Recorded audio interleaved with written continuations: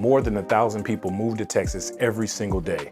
And maybe you're asking yourself, why is that? What is it about the Lone Star State that makes people want to uproot their life and start fresh in a completely new place? What is it that has, people from California, New York, Illinois, and the rest of the US so eager to make Dallas their destination of choice? What is going on, YouTube family, and welcome to another video. I wanted to take a second to introduce myself. My name is Marquez Branson, and I'm your realtor here in Dallas, Texas. And every single day, my team and I get emails, calls, and texts from people just like you who are looking to make that move to the Dallas Metroplex. Trust me when I say I understand your situation, as I moved my family down to Dallas in 2015. So whether you're moving in 9 days or 90 days, just give us a call, shoot us a text, or send us an email, and we'd be happy to make it a smooth move down to the Lone Star State. So on today's video, I want to take the time to explain why I decided to move my family to Dallas. You'll also get a chance to hear from my wife and her experience with the move as well, and just a general overview of why we chose to make the leap to the DFW. And we're gonna hop into it right now. So originally I'm from Palmdale, California, which I think the most famous thing coming out of there was Afro Man and the fact that they filmed the first Terminator out there. My wife is originally from Lancaster, which, is about 15 miles from Palmdale. And ironically, we had no idea about that until later. My family and I moved from California when I was 10 years old and relocated to Starkville, Mississippi. My grandfather owned 125 acres of farmland, and boy, did I learn fairly quickly about the country life. I'm talking building fences, taking care of cattle, picking up peas, okra and corn. I went from skateboarding to farming pretty quickly. Fast forward, and after some time of playing football in college, and I played a few years in the pros, I transitioned into corporate America with the well-known Fortune 500 company named General Motors. I quickly rose up the ranks and, I was promoted to move down to San Antonio, to help open one of our newest flagship corporate offices. This is where I met my lovely wife. San Antonio is a very big military town, and both of my parents are retired military, and my wife is a proud member of the Air Force as well. So after some time in San Antonio, we really wanted a place with more options for growth, more opportunities for entrepreneurial ventures, and of course, for me, more opportunities for real estate deals.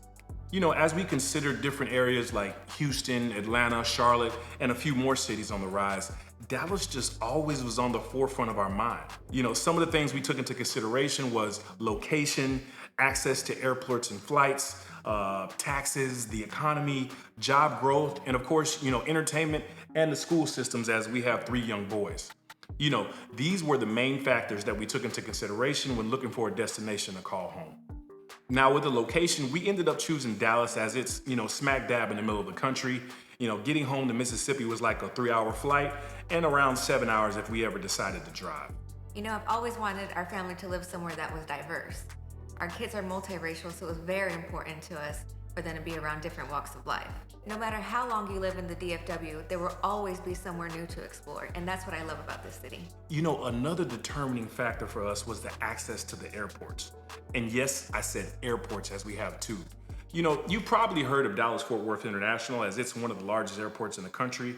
I read a stat that, said that roughly 100,000 flights go through DFW every single day. Now, that number includes passenger flights, cargo, and military aircrafts, but that is a lot of movement for one airport. DFW is so big. It's actually the 2nd largest airport in the world in terms of passengers.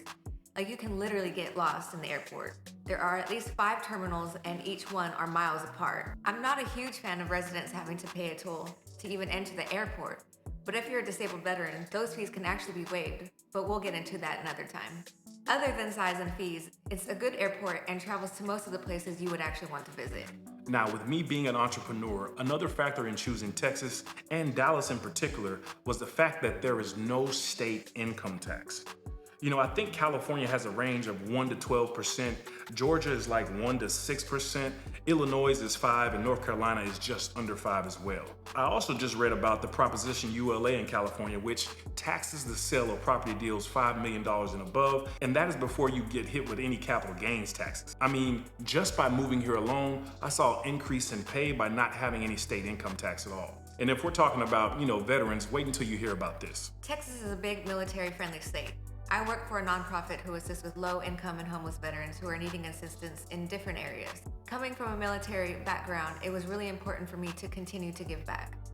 Being a disabled veteran comes with some tax advantages when purchasing a home. I'm currently 90%, which allows us up to $12,000 off of our appraised value.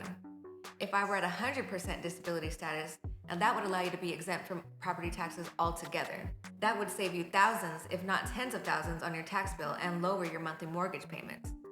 For example, we built this home and our principal and interest payment is $2,400.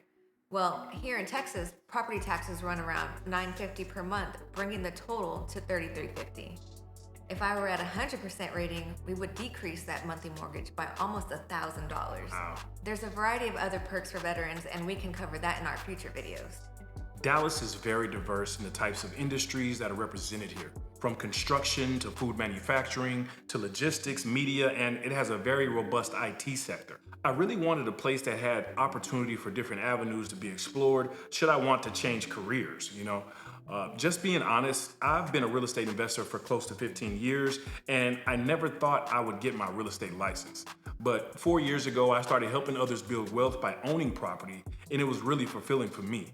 It just comes naturally to me, and I'm not sure had I not made that move to Dallas, if I ever would have made this jump into real estate full time. That is the power of this city. It gives you the ability to try new things and bet on yourself.